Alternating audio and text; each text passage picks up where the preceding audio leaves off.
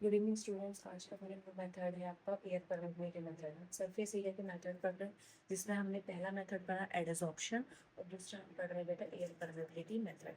याद रखिएगा, एब्जॉर्प्शन में हमने दो पढ़े हैं, गैस और सॉलिड। ठीक है, तो एयर परमिटिविटी देखो, एयर का काम दिया इसमें, परमिटिविटी का काम। तो ये दो वर्ड आ, एक हो गया आपका एयर, एक हो गया आपका परमिटिविटी। ये दो वर्ड याद रखिएगा।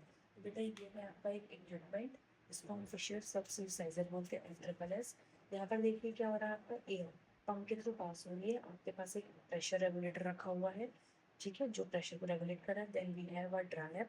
ड्रायर क्या कर रहा है, जो ड्रग्स मॉइस्चर कंटेन है, पाउडर मॉइस्चर कंटेन कर रहा है, उसको रिमूव करा रहा है मॉइस्चर को। उसके बाद आपका ये है सैंपल सेल, जिसमें आपने पाउडर रखा है। साथ में क्या है, दो अप और डाउन में पोरस प्लग्स है, बंद है, इस पोरस है तो, ठीक है, जहाँ से हवा जाएगी बाहर। उसके बाद आप कैलिब्रेटिंग वॉल्व से, देन मैनोमीटर है। मैनोमीटर क्यों दिया, क्योंकि प्रेशर को कंट्रोल करेगा, और प्रेशर हमेशा वेरी करता है किसके रिलेशन में, पार्टिकल साइज के रिलेशन में। देखिए ना, रफ में एक चीज़ बता रखी है आप लोगों को, सरफेस एरिया जो है, दिख रहा है आपको, ये हमेशा परमेबिलिटी के लिए, परमेबिलिटी के साथ क्या होगा, इनवर्स होगा। क्योंकि बेटा देखो, जब भी पार्टिकल साइज देखो बनाए मैंने, छोटे होते सरफेस एरिया क्या होता है, हमेशा ज़्यादा परमेबिलिटी कम हो जाएगी। जितने बड़े पार्टिकल्स होंगे सरफेस एरिया, उतना कम होगा, परमेबिलिटी ज़्यादा हो जाएगी। परमेबिलिटी कहाँ पर आ रहा है, यहाँ पर एयर। मतलब यही है, जब आपने पाउडर लगाया है, जहाँ एयर पास होंगी, एयर वहीं इजीली पास हो पाएगी जहाँ आपके पाउडर के पार्टिकल्स बड़े होंगे, तो सरफेस एरिया कम होगा, परमेबिलिटी इजीली हो जाएगी। मतलब एयर जो परमेट होंगे वो पाउडर सैंपल्स के बीच से इजीली चले जाएंगे, बट पार्टिकल साइज अगर छोटे होंगे, सरफेस एरिया ज़्यादा होगा, तो परमेट होगा, एयर परमेट होगी।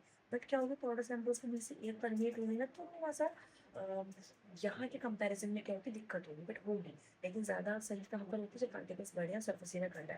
जैसे सरफेस एरिया और परमेबिलिटी का रिलेशन हमेशा क्या रहता है बेटा, इनवर्स रहता है। अब यहाँ पर एक वर्ड है, ये क्या, पॉइजन इक्वेशन, और ये क्या है, कॉम्बिनेशन कार्बन इक्वेशन। तो हमारा मेन तो हमें पॉइजन कार्बन इक्वेशन है, जीपेट में हमेशा पूछता है, बट ये हमेशा डिराइव होती है आपकी इस पॉइजन इक्वेशन से। यहाँ पर मैंने इक्वेशन लिख रखी है, pi D 4 delta P T upon 128 L. यहाँ पर देखिए सब लिखा है, V is the volume of air flowing through a capillary of internal diameter, L is the length, it has the viscosity, T is the time under pressure differences, it is delta T।